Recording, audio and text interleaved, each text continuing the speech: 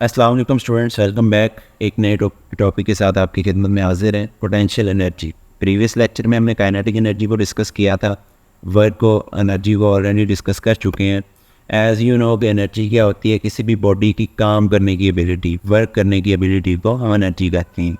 तो इसकी कुछ एग्जांपल जिस तरह मैन इज़ वॉकिंग और everything which is in motion, ये सारी इसकी एनर्जी की एग्जांपल हैं, ठीक है ना। ड्यू टू एनर्जी ही हम कोई भी वर्क कर सकते हैं। तो अब पोटेंशियल एनर्जी को देखते हैं। जो पोटेंशियल एनर्जी किस तरह की एनर्जी होती है, पहले आपको बता दूं, पोटेंशियल एनर्जी किसी बॉडी की पोजीशन या पोजीशन की वजह से होती है, ठीक है। बट कैसे, क्वेश्चन ये है कि कैसे या क्यों।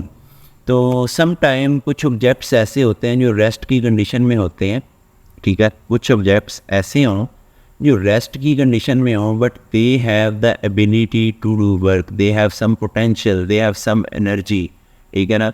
उनके अंदर एनर्जी होती है कि वो कुछ ना कुछ काम कर सकते हैं। अब कैसे, लेट्स सपोज एक एप्पल है, वो ट्री के ऊपर हैंग किया हुआ है, ठीक है। वो ओबियस देते हैं ना, सेब तो दरख्त के ऊपर ही लटक रहा होता है।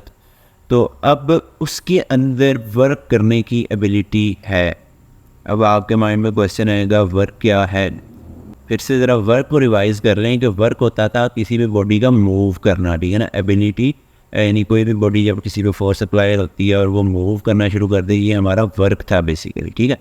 अब दरख्त जो है उसके ऊपर एक सेब लटक रहा है, दैट्स मीन उसके अंदर वर्क करने की एबिलिटी है, बट कैसे, it's depends upon position. Due to position उस बॉडी में वर्क करने की एबिलिटी है। फॉर एग्जांपल, जैसे ही वो टूटेगा सेब, वो कहाँ आएगा, नीचे की जानिब।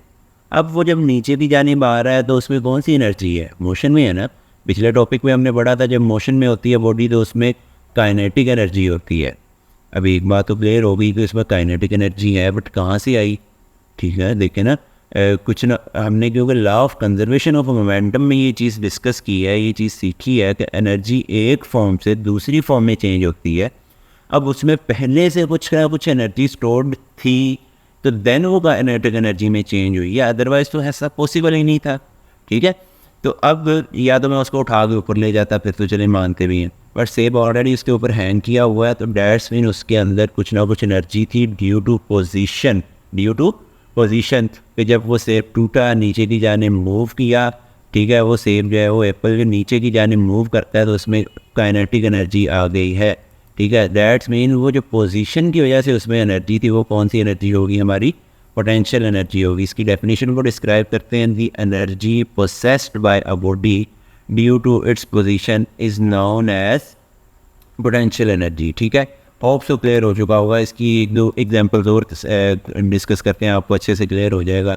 अब stored water possessed potential energy due to its height. अब देखो, किसी भी हाइट के ऊपर जो पानी है उसके अंदर भी पोटेंशियल एनर्जी होती है ड्यू टू पोजीशन। इसी तरह एक हैमर, हथौड़ी, उसको किसी हाइट पे मैं ले जाके ज़ोर से नीचे को मारता हूँ, अब उस हाइट की वजह से उसमें जो एनर्जी है वो कौन सी है, पोटेंशियल एनर्जी है। अब इसी तरह और भी बहुत सारी आपको डेली लाइफ में एग्जांपल मिल जाएगी। अभी एक दो एग्जांपल्स आगे भी आपके साथ डिस्कस करता हूँ। अब बारी आ जाती है इसकी टाइप्स की, ठीक है। पोटेंशियल एनर्जी कितनी तरह की होती है या किस किस तरह की होती है, तो काफ़ी तरह से होती है, बट हमारे जो कोर्स के अंदर दो चीज़ें हैं, elastic potential energy and gravitational potential energy. इसके अलावा इलेक्ट्रोस्टैटिक पोटेंशियल एनर्जी भी होती है, और भी हैं, बट आज हम जस्ट इलास्टिक और ग्रेविटेशनल को डिस्कस करेंगे।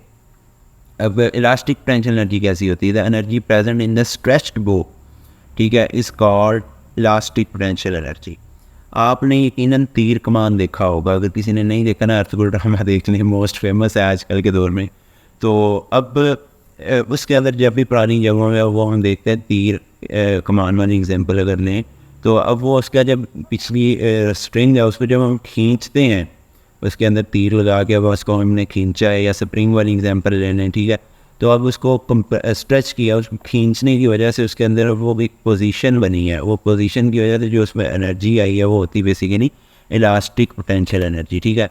अब इस तरह और भी एग्जांपल है, स्प्रिंग की एग्जांपल ले लें। स्प्रिंग को जब हम कंप्रेस करेंगे, दबाएंगे, अब उसकी चेंज इन पोजीशन की वजह से जो एनर्जी वो भी इलास्टिक पोटेंशियल एनर्जी होगी। बॉल पेन के अंदर जो स्प्रिंग होता है उसको चेक करें ज़रा दबा के, जब उसको हम दबाएंगे, ठीक है, उसके ऊपर फोर्स लगा के, वो जो एनर्जी होगी वो कौन सी होगी, stored energy, elastic potential energy होगी। अब बात करते हैं ग्रेविटेशनल की। किसी भी बॉडी की हाइट की वजह से जो एनर्जी होगी, ठीक है, the energy present in a body due to its height. और किसी बॉडी में जब हाइट की वजह से एनर्जी होगी वो कौन सी होगी, ग्रेविटेशनल पोटेंशियल एनर्जी, अभी एग्जांपल दी है रिसेंटली वो एप्पल वाली।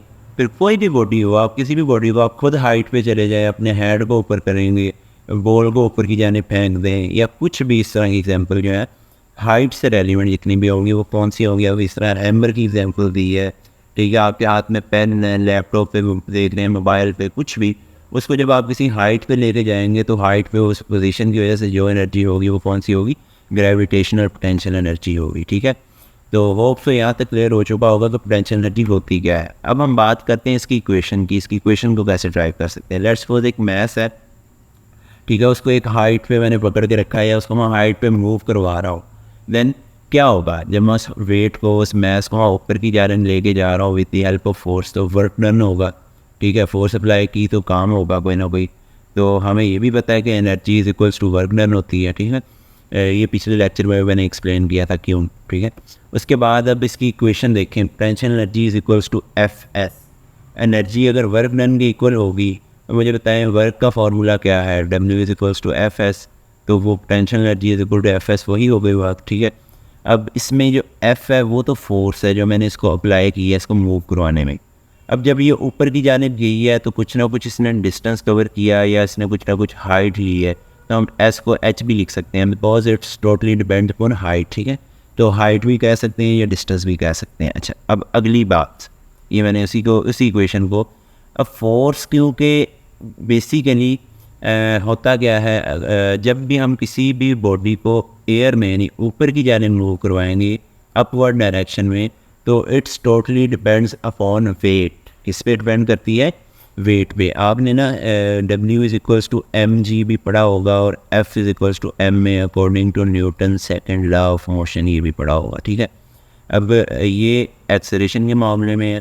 ठीक है, जब आप बात करते हैं ग्रेविटी से रेलिवेंट फोर्स की, तो जब भी आप किसी बॉडी को ऊपर की जानिब लेके जा रहे होते हैं, मूव करवा रहे थे और इस पर फोर्स अप्लाई हो रही है, बेसिकली वो फोर्स जो होती है वो इक्वल होती है वेट की। किसके इक्वल होती है, उस बॉडी के वेट की, ये बात याद रखिएगा। सो यहाँ पे potential energy is equal to W H, W क्या है, उसका बॉडी का वेट है। ठीक है, अच्छा, उसके बाद यहाँ पे मैंने मेंशन भी किया where weight of the body is equal to W is equal to M ji.